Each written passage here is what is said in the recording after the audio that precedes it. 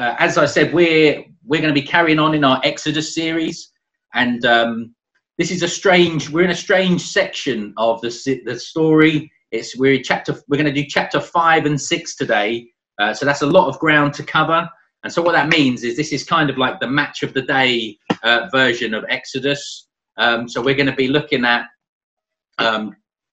chapters 5 and 6, and we're going to kind of go over the highlights of those two chapters, so we get a broad outline of where the story is.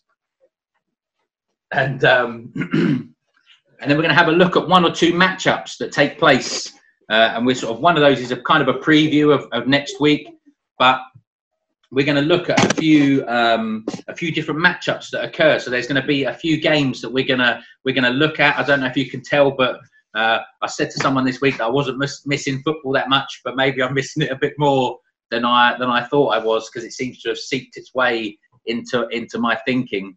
But the matchups that we're going to look at are Pharaoh versus Yahweh, doubt versus faith, and Moses versus Jesus. So they're going to be the matches that we're going to look at.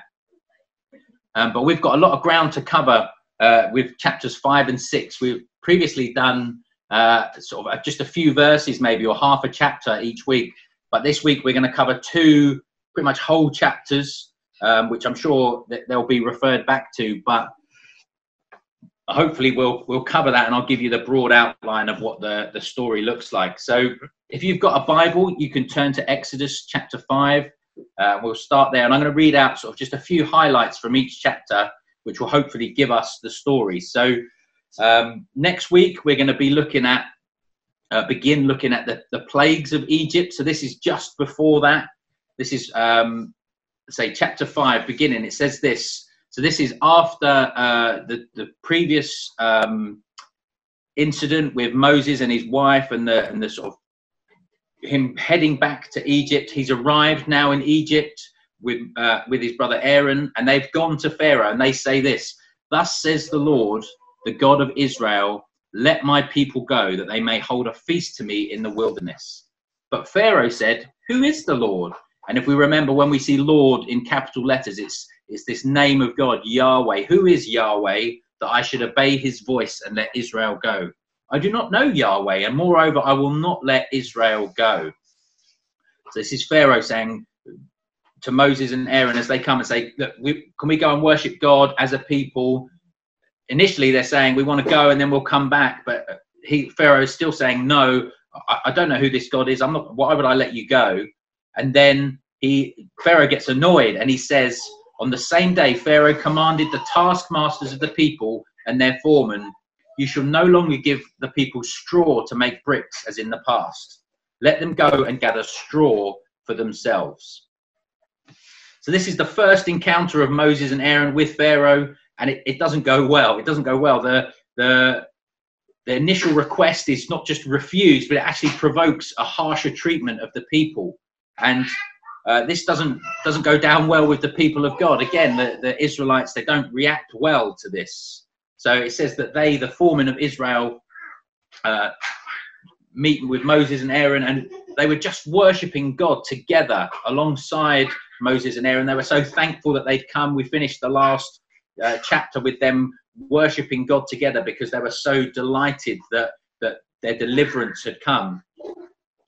And actually they turn away from Moses, and they begin to sort of despise him and Aaron and doubt what God has said. So they say this, as they come out from meeting with Pharaoh, who's just told them that they're going to have to make these bricks, the work that they've got to do, but they're not going to be given the resources to do it. They've got to go and collect the straw for themselves. They say this, "The Lord look on you and judge, because you have made us stink in the sight of Pharaoh and his servants, and have put a sword in their hand to kill us." So they in their view, they wish Moses and Aaron had never even turned up, because they've caused a problem. They've made things worse for them. The amount of work that they're having to do now, it's like your daily quota of bricks, you've still got to meet it, but you've got to collect your own resources to make those bricks as well. It's backbreaking labour. It's horrific labour to have to try and do. And this causes Moses in turn to turn to God and say, You know, why have you done this evil to this people? Why did you ever send me? Since I came to Pharaoh to speak in your name, he has done this evil to the people, and you've not delivered your people at all. Now, if we think back to a few weeks ago when Alex, Marion and myself were looking at that encounter with Moses and God, we said Moses is a little bit annoying. Like, to some extent, he keeps questioning God, saying, "Oh, you know, God, I can't do it. I'm not eloquent to speak. I'm not the right guy." And God is very gracious to him. He says, "You know, I'll send Aaron with you. I'm going to do this. I promise you. Actually, I'm going to reveal to you my name, which I've not revealed to Abraham, Isaac, or Jacob. I'm revealing something new to you, and I'm promising by my own name that I'm going to bring deliverance." And yet, even still, Moses is, because of the reaction of the people, he's drawn away from the promises of God and says, "You know, why did you even send me, God? What, you know, you haven't delivered your people at all."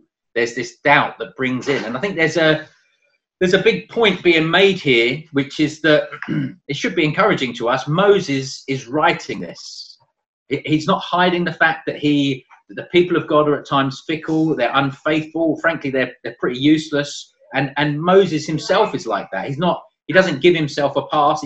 In writing this, he doesn't say, you know, the people of God, they turned away and they doubted God, but I knew what was going to happen. And remember, he's writing after the fact. But he also encourages me, Moses' authenticity. He doesn't give himself a free pass. He said, "I doubted. I questioned God. I said, why did you even ever send me? And you haven't done anything at all. What's going on? This was meant to be the moment of deliverance." And I think that can be helpful for us. The people of God aren't perfect. We aren't perfect. And so they're just regular people caught up in God's story. And they have moments where they're fickle and they turn away. And that's to be honest, that's a theme throughout Exodus, that the people of God are fickle. And we would be, we can easily look back on them and think, "Oh, they were so bad. They were useless. They didn't trust God." Whereas actually, we need to be humble as well and recognize, you know, I see some of myself in this. I see, God, I thought you were going to do this thing, and now it's not quite happened. So that's the sort of the summary of chapter 5, I suppose, that Moses and Aaron go to Pharaoh. They ask to go and worship God in the wilderness.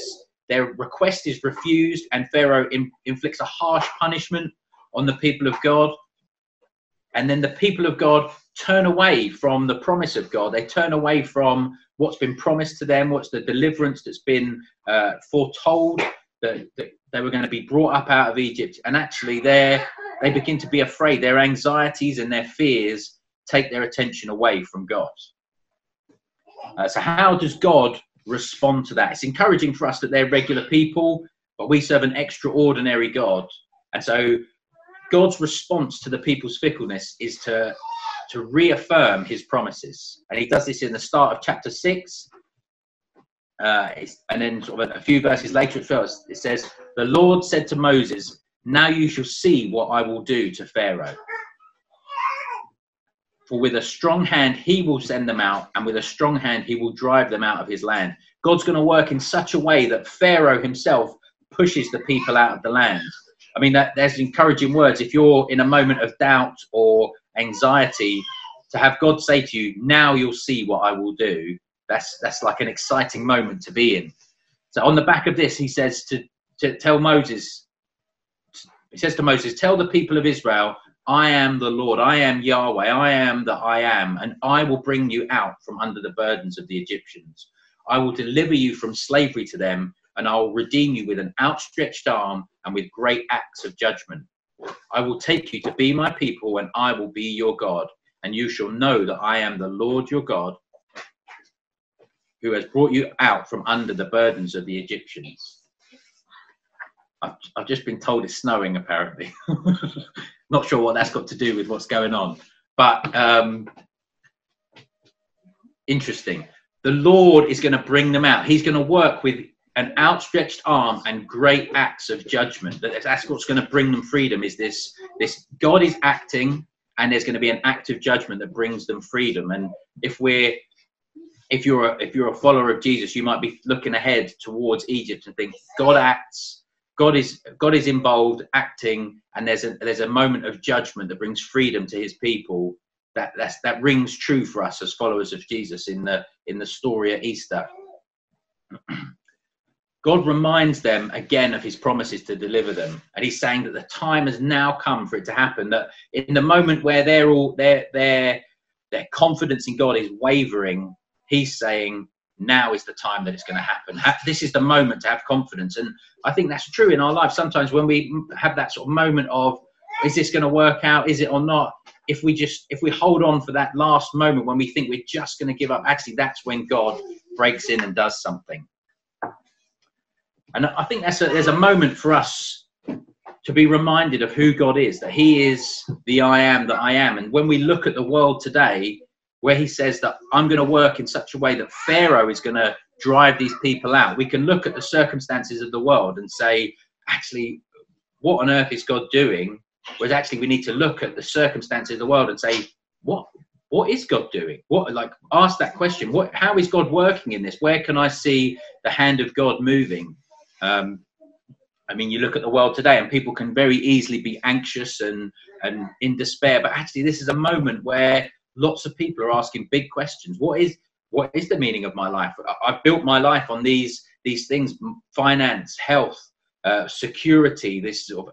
I can do it all by myself. I'm an individual, and actually all of these things are being shaken. Financially, who knows what the world is going to be like in a couple of weeks, in a few months. That health-wise, we're the healthiest generation that's ever lived, and yet people are fearful for their health. And this idea of, I can do it on my own, I'm an individual, I don't need anyone. More than ever, we can see, actually, we're reliant on other people. It's not good for man to be alone, for human beings to be on their own. We need community to work alongside us and serve us. So Moses says those things to the people of God, but they did not listen to Moses. It says in chapter 6, verses 9 to 13, because of their broken spirit and the harsh slavery. So the Lord said to Moses, go in, tell Pharaoh, king of Egypt, to let the people of Israel go out of his land. But Moses said to the Lord, behold, the people of Israel have not listened to me. How then shall Pharaoh listen to me? For I am of uncircumcised lips. But the Lord spoke to Moses and Aaron and gave them a charge about the people of Israel and about Pharaoh, king of Egypt, to bring the people of Israel out of the land of Egypt. And so we see here, again, Moses is refusing again to be engaged in what God has asked him to do. And for us, even when we turn away, God still he's calling us back into his plans. We've called this series God Calls, because in Exodus there's this repeated theme of, amongst other things, God calling his people. He calls them out of Egypt. He's calling Moses into his plans and to serve him.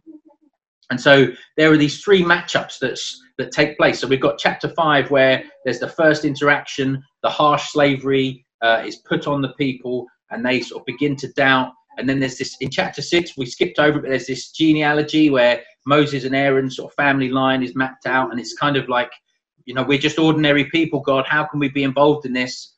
But actually, God calls them back into his plans. God calls them back into his plans, even when there's this moment of doubt. And so today's matchups, as I said, we're going to look at very quickly are Pharaoh versus Yahweh, doubt versus faith, and Moses versus Jesus. And in this sort of Pharaoh versus Yahweh matchup, it's kind of a preview really of what's coming when we begin to look at the plagues and how God works there. But there's this question in chapter 5, verse 2, who is the Lord? Who is this Yahweh that I should obey what he says or do what he says? And I just think for us, there's a challenge. Who is God to you? Like, how well do you know God? What is the level of knowledge that you have of him, and where does he sit in your life? Who's the Pharaoh in your life? Is it you? Are you sitting on that throne, or is it? This is an Egyptian throne. I think this is allegedly Tutankhamun's throne. But who sits on the throne of your life? When God speaks, do you go, okay, well, I'm going to obey, or do you think, well, do I really want to obey that? Do I really want to follow that what God's saying? Who is God really? Do you have that moment of confliction or contesting who is on the throne? How well do you know God? Are you like Pharaoh, where you say, I'm gonna make my own decision? And as I said earlier, that the thrones that people have built their life on at the moment, they're all being shaken and brought low. The kingdoms of this world, the things that people think, I can build my life on this, I can build my life on my health. Actually, it can be taken away. And so there's a moment where actually we need to grow our knowledge of God. We need to grow in our understanding of God and say, I know who is in charge of my life, and I know what my life is built on. And as I said, I don't know if you have access to social media or in the emails, the video that I shared this week, this is a moment where you can create a new routine for yourself. Your routine has likely been changed, and you can put some good habits into place for yourself. And so I'd encourage you again, put in spending time in the Bible, in the Word of God, letting that influence you and change your life, and spend time praying over what you've read and seeking God and seeking to glorify God. I'm not sure if you can hear some giggling in the background. It's good to be family together, isn't it? There's a second matchup, which is doubt versus faith. And the people of God and Moses even himself, they turn away from God. And I was just wondering, what causes you to turn away from God? Maybe you've got, I know I'm following Jesus. I know he's the Lord of my life. But actually, there are moments when I doubt what's been said, or I begin to question things. And this isn't necessarily bad, but it's helpful for us to recognize what are those things that cause that. It might be impatience. The people of God we want to be free. We want to be delivered from slavery, but it was on God's timing, not their own. Maybe it's intimidation from others. They were sort of being harshly treated. They had a lack of control of their circumstances. And so they turned away from God, and they were like, we wish you'd never even come. We wish we'd never heard of you. And I look back on my own life, and I recognize that actually for me, often this is when I'm disappointed about something, I can notice that actually that's a moment for me to go, oh, I'm disappointed with that. And that means I begin to question everything. And that's really, there's a root of that, which hopefully I'm dealing with in my life, of pride. I think I deserve to have a better circumstance. So when I get disappointed, I think, I recognize that in myself now. And I think, God, you need to help me. You need to help me not just do different things, but to be a different kind of person, to be someone who responds differently. And that's the message of Christianity. This is a moment here where hope was lost. For me, this is the Champions League final, Manchester United versus Bayern Munich, 1999. And it was the last 3 minutes, and it was 1-0 to Bayern Munich. And my brother Adam, who was watching me watch the game, said, to be honest, the end result, if you don't know, is the Man U win 2-1. But there was this moment, I'd lost all hope. And he looked at me and he said, I'm so glad that they won, because it looked like you were about to slip into a coma. That's how sort of bad your level of hope was, how low it was. But the message of Christianity is that there is hope, and that we're new creations. 2 Corinthians 5:17 says, if anyone is in Christ, he is a new creation. The old has gone, the new has come. Ezekiel 36 says this, I will give you a new heart, and I will put a new spirit within you. I will remove the heart of stone from your flesh and give you a heart of flesh. So that we'll get a new spirit, a new heart of flesh, not of stone, one that is soft and responds to God, not one that's hard and resistant to God. And how does this happen? Well, it happens because of Jesus. And this is our final matchup, Moses versus Jesus. When everyone deserts him, Moses turns away from God and he wants to give up. And the difference between Moses and Jesus is that when everyone deserts him and lets him down, Jesus follows through.